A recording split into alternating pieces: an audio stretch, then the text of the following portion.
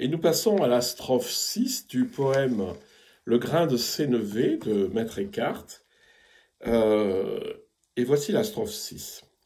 Il est pure clarté dans une obscurité. Qui pourrait le nommer, ni même le penser, dans un silence nu et dépouillé de tout, sans début et sans fin, qui connaît sa demeure. Il est sorti pour nous afin qu'on le connaisse. Alors au début, on parle simplement de ce qu'on appelle l'inconnaissance, c'est-à-dire que Dieu est par essence inconnaissable, inconnaissable par l'essence, inconnaissable par l'intelligence, et il parle de pure clarté dans l'obscurité. Alors ça, c'est typique de la mystique négative, c'est-à-dire c'est parce que justement je suis dans la non-saisie de quoi que ce soit que je suis dans la lumière divine, c'est-à-dire lorsque je suis rentré dans cet espace infini qui vient de décrire dans les strophes précédentes, en fait, c'est pure clarté, c'est-à-dire que il y a tellement plus de pensée et de représentation que ça porte en soi une évidence et que cette évidence, c'est de ça dont on parle. Qui pourrait le nommer ni même le penser, donc on est bien au-delà de tout ce qu'on peut en dire, au-delà de tout ce qu'on peut en penser, dans un silence nu et dépouillé de tout. Ça, c'est très important chez Eckhart, c'est le concept de nudité, de Bloßheit, c'est être dépouillé, dénudé. C'est comme quelqu'un qui a enlevé ses vêtements et qui n'a plus rien, et donc il n'a plus que lui-même. Hein, il n'est plus ceci, il n'est plus cela, il n'apparaît plus comme ceci, il n'apparaît plus que cela. Un silence nu et dépouillé de tout.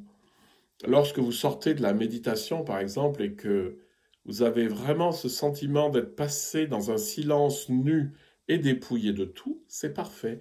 Ça ne peut pas durer 2 heures. Ce sont toujours des instants, mais ces instants ont énormément de valeur. Je vous conseille d'aller revoir la vidéo que j'ai faite sur les perles de l'éveil. Donc, l'éveil, c'est ça, c'est une perle, et cette perle, elle n'est pas très... ça ne va pas durer des heures, hein. Sans début et sans fin, qui connaît sa demeure, c'est-à-dire on parle d'éternité, et ça on le sait bien quand on pratique la méditation, il y a des moments où on n'a plus aucune perception du temps.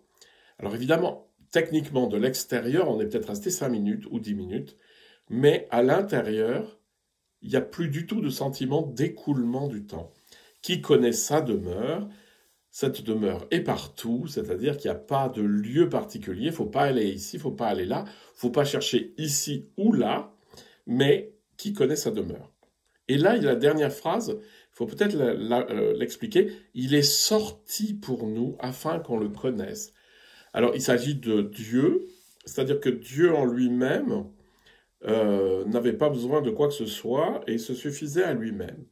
Mais comme il était à la fois conscience et amour, Dieu est sorti de lui-même pour s'expérimenter. C'est-à-dire, il s'est vu. Parce que comme il était amour, ça a jailli, il a projeté son reflet et il s'est aimé. Rien à voir avec le narcissisme, hein. On est au niveau de l'être, on n'est pas au niveau de la psychologie. Et à partir de cet amour, toute la création jaillit, hein. Et donc, c'est pour ça qu'il peut dire que Dieu sort de lui-même afin que nous existions, et donc afin que nous le connaissions.